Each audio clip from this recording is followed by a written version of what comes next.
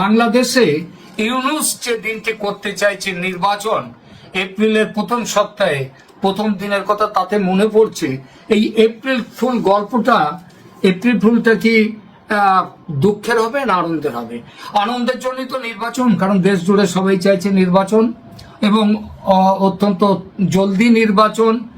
সেনা বলে দিয়েছে ডিসেম্বরের মধ্যে নির্বাচনের কাজ শেষ করে জানুয়ারির 1 তারিখে নতুন সরকার যাতে বাংলাদেশে ক্ষমতা নিতে পারে তার ব্যবস্থা করতে হবে।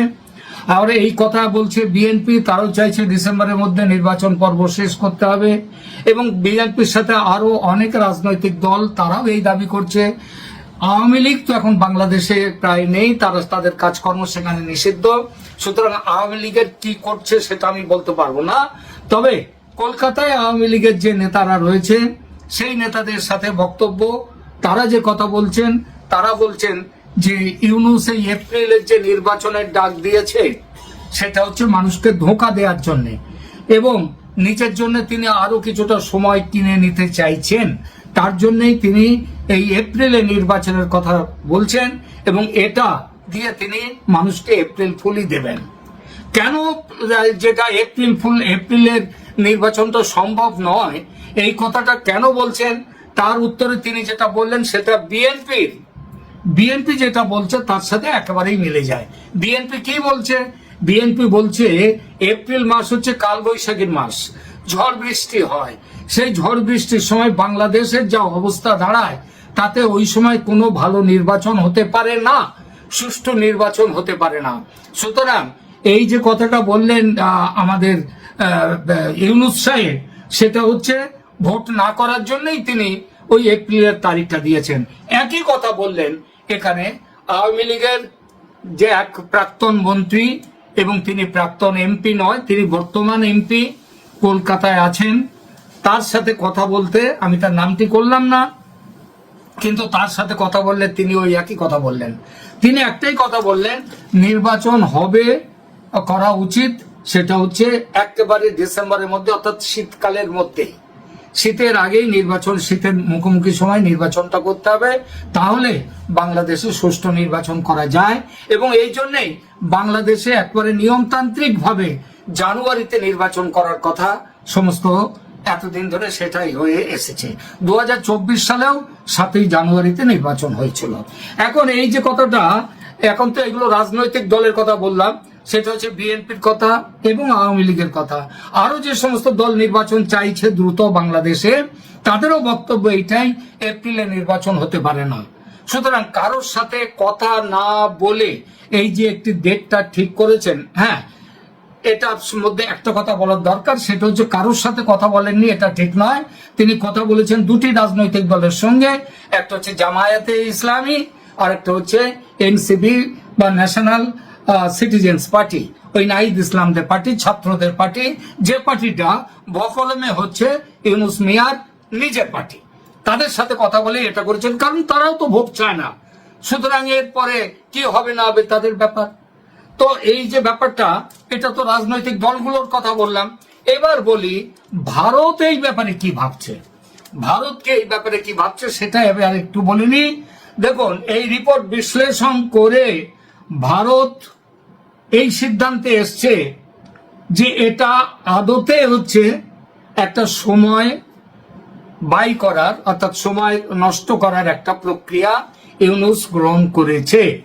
এবং সেখান থেকে এটাও বলা হয়েছে এপ্রিলের কথা বলে আপাতত কিছুটা সময় খরিদ করে নিজের অবস্থানকে পাকা করতে চাইছে ইউনূস, তার জন্যই এই কথা তিনি বলছেন। আসলে কোনো প্রস্তাবিত সংস্কারের ধার তিনি ধারবেন না, এমনটাই মনে করে ভারত সরকার। এবং ইউনূসের ঘনিষ্ঠ মহলের বক্তব্য, এরপর দেশে যে সরকারই আসুক তারা ইউনূসকে রাষ্ট্রপতি করবে, এইটাই চায় ইউনূস এবং তার জন্যে সময় নষ্ট করছেন তিনি। এখন এই পরিস্থিতি যেটা দাঁড়িয়েছে তাতে একটা বড় প্রশ্ন যে ইউনূস এই যে সবাইকে হুট আউট করে দিলেন, কারো কথা মানি না, একমাত্র জামায়াতের কথা মেনে তিনি এপ্রিল নির্বাচনের কথা যে ঘোষণা করলেন, এটাকে সেনাকে তো মানে পরিষ্কারভাবে অস্বীকার করা, একেবারে পরিষ্কারভাবে অস্বীকার করা হলো। বিএনপিকে অস্বীকার করা হলো। বিএনপির অস্বীকারের আমি অবশ্য খুব একটা গুরুত্ব এখানে দিচ্ছি না। তারা এখনো অব্দি দাবি তোলেনি, যেটা আমি গতকাল বলেছি, যে ইউনূসের তো কোনো গ্রহণযোগ্যতা নেই, ইউনূসের কোনো বৈধতা নেই। তিনি উড়ে এসে জুড়ে বসা একটা মানুষ।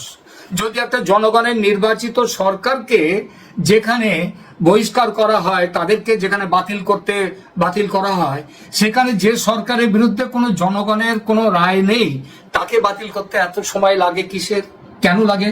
আমি জানি যে রাষ্ট্রপতি শাহাবুদ্দিন, জনাব শাহাবুদ্দিন চুপ্পু, তিনি তাকে বললে, সেনাপ্রধান যদি একবার তাকে বলেন আমি আছি আপনার সাথে, এই সরকারকে এই মুহূর্তে বরখাস্ত করে দিন, তখন মানে চুপ্পু এক সেকেন্ড দেরি করবেন না, উনি বরখাস্তের লেখাটার সাথে সাথেই লিখে, এমনকি তার সেক্রেটারিয়েট বলে তো এখন কিছু নেই, সব সরিয়ে দিয়েছে, তিনি নিজের হাতেই ওটা লিখে দিয়ে তিনি বলে দেবেন, যান এটা সার্ভ করে আসুন, এটা সার্ভ করে আসুন, এই সরকারকে তুলে দিন। তাহলে এই যে ব্যাপারটা হচ্ছে, তাহলে সেনা কেন চুপচাপ রয়েছে? সেনা কতদিন চুপচাপ থাকবে? আবার মনে রাখবেন, মাথার উপর কিন্তু সেনার মাথার উপর একটা খাড়ার ঘা আসছে। সেই খাড়ার ঘাটা কি? সেই খাড়ার ঘাটা হচ্ছে জুলাই ঘোষণাপত্র, যেটা নাকি সংবিধানকে বাতিল করে তার জায়গায় নতুন সংবিধান হিসেবে যেটাকে গ্রহণ করা হবে। তাহলে এই যে পরিস্থিতি, এই পরিস্থিতিতে সেনা কি করবে? সেনা, আমার যা ধারণা, এবং দিল্লির সাউথ ব্লকেও যে কথা ঘুরে বেড়াচ্ছে, সেটা হচ্ছে জুন মাসের মধ্যেই সেনা একটা চরম ব্যবস্থা নেবে। সেই চরম ব্যবস্থা কি? এই সরকারকে বাতিল করে দিয়ে নতুন উপদেষ্টা পরিষদ গঠন করে 3 মাসের মধ্যে, 3 মাস হলে এটা হচ্ছে জুন, জুলাই, আগস্ট, সেপ্টেম্বর, তখন আবার বর্ষাকাল থাকতে পারে। সুতরাং আমার ধারণা নভেম্বর ডিসেম্বরের মধ্যে নির্বাচনের চূড়ান্ত ঘোষণাপত্র তৈরি হয়ে যাবে। ইতিমধ্যে একটা খবর পেয়েছি দিল্লি থেকে, অসমর্থিত সূত্রের খবর, আজকের এই মঙ্গলবারের আনন্দবাজারও পর্যন্ত, মানে কলকাতার একটি বিখ্যাত পত্রিকা আনন্দবাজার পত্রিকা, সেই পত্রিকাতেও বলেছে যে অসমর্থিত সূত্রে প্রকাশ, যে সেনাপ্রধান ওয়াকারুজ্জামানের সঙ্গে শেখ হাসিনার কথা হয়েছে কয়েকদিনের মধ্যে। এই কথাটা আমি আজ থেকে 4 দিন আগে আপনাদেরকে জানিয়েছিলাম। আমি এই খবর পেয়ে গেছি 4 দিন আগেই, যে সেনাপ্রধান শেখ হাসিনার সঙ্গে কথা বলেছেন। আমি এটাও বলেছিলাম, সেনাপ্রধানকে শেখ হাসিনা বলেছেন, আমি তোমাকে বিশ্বাস করি, এবং এ কথাও বলেছেন, তুমি না থাকলে সেদিন আমাকে বাংলা ছেড়ে, ঢাকা ছেড়ে দিল্লি আসা সম্ভবপর হতো না, আমাকেও আমার বাবার মতো ওখানে মেরে ফেলা হতো। সুতরাং তোমার কোনো ভয় নেই, আমি তোমার সাথে আছি, কিন্তু তুমি বাংলাদেশকে রক্ষা করো, এই সরকারকে হটাও। এই সরকারকে হটাবার ঈদের আগে সেটা করেননি, ঈদের পরে তিনি সেটা করবেন, এবং এটা করার পেছনে আরো একটা বড় কারণ, না করলেই সেনাপ্রধানের গদিও চলে যাবে।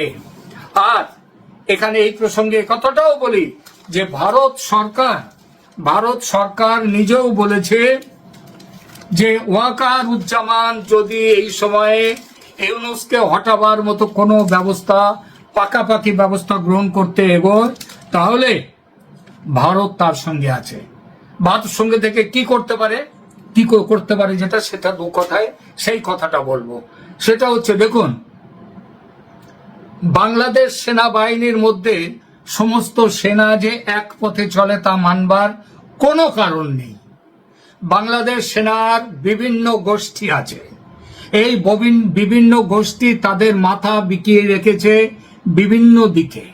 এখানে আইএসআই এর গোষ্ঠীও আছে, ওই যে বিখ্যাত যে গোষ্ঠীর যে ডিভিশনের কথা বারবার ওঠে, 10 নম্বর ডিভিশন, পদাতিক ডিভিশন, এবং আরো 2-3টে ডিভিশন রয়েছে, যাদের মাথায় বসে রয়েছে যারা, কিন্তু ফৈজুর রহমানের কথা আপনারা শুনেছেন, ফৈজুর রহমান, কামরুল হাসান, এরা, এবং এদের ওপরে যে এদের আজকে গুরু হয়ে বসেছেন ন্যাশনাল সিকিউরিটি অ্যাডভাইজার, ওই যে আমাদের national security adviser Khalilur Rahman, এরা কিন্তু সেনার মধ্যে থেকেও এরা কিন্তু হচ্ছে সেনার বিরুদ্ধ গোষ্ঠী।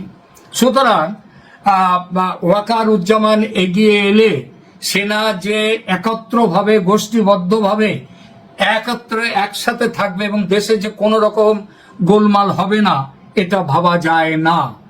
আজকে যদি ওয়াকারুজ্জামান যদি একে আমাদের ইউনূসকে যদি তাকে রাষ্ট্রপতিকে দিয়ে ইউনূসকে বাতিল করে দেন, এটা বাতিল করাটা কোনো ব্যাপারই নয়, 1 মিনিটের ব্যাপার, 1 লাইন চিঠির ব্যাপার, যে your service is no longer required, আপনার চাকরি আপনার কাজ আর আমার দরকার নেই, এইটাই। সুতরাং ইউ আর রিলিভড। এই যে কথাটা দিলেই শেষ পর্ব। কিন্তু তার ওই যে রিপার্কেশন, জামায়াত তারা হয়তো রাস্তায় নামবে। জামায়াত যদি অস্ত্র হাতে রাস্তায় নামে, বিএনপি কি রাস্তায় নামতে পারবে? আমার তা মনে হয় না।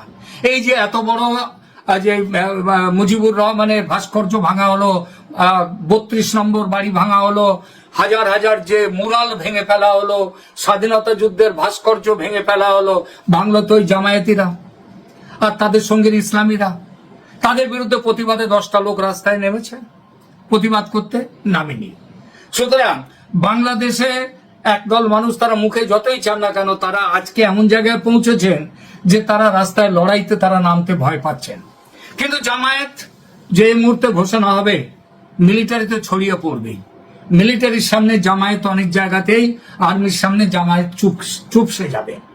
কিন্তু চুপসে গিয়েও কিছু কিছু জায়গাতে তারা কিন্তু তৈরি করতেই পারে নানা রকমের গোলমাল, এবং সেই গোলমালের পেছনে তাদের হাতে প্রচুর অস্ত্র আছে।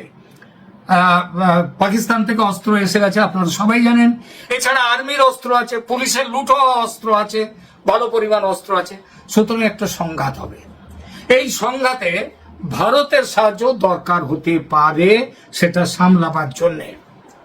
ওয়াকারুজ্জামানের পাশে ভারত যে থাকবে, সে বার্তা ভারত শেখ হাসিনাকে দিয়ে দিয়েছেন।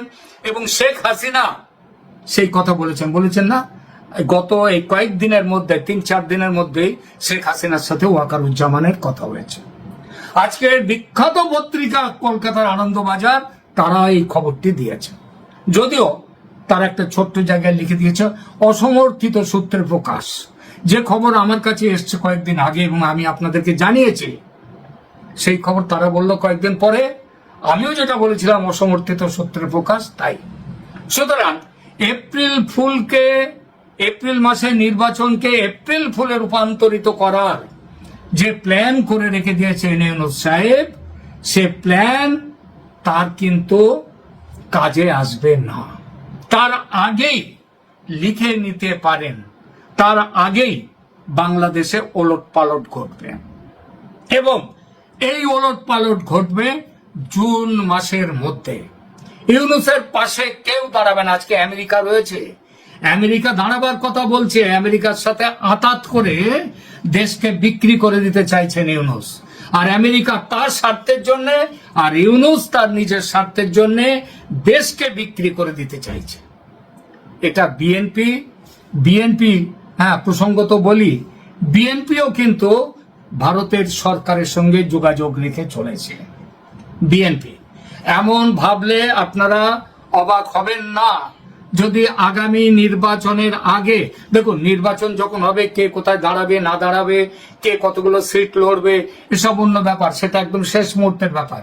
কিন্তু এই ইউনূসের বিরুদ্ধে ওখানে যে রাজনৈতিক লড়াই, এই লড়াইয়ে বিএনপি ভারতে আওয়ামী লীগের সাথেও যোগাযোগ রেখেছে, ভারত সরকারের সঙ্গেও যোগাযোগ রেখেছে। সুতরাং যদি এমন দেখতে পান যে আওয়ামী লীগের সাথে বিএনপির একটা বোঝাপড়া হয়েছে কিংবা হতে চলেছে, অবাক হবেন না। যেভাবেই হোক এই জুন মাসেই কিন্তু ইউনূস সরকারের পক্ষে বিপদ ঘনিয়ে আসছে, এটা পরিষ্কার।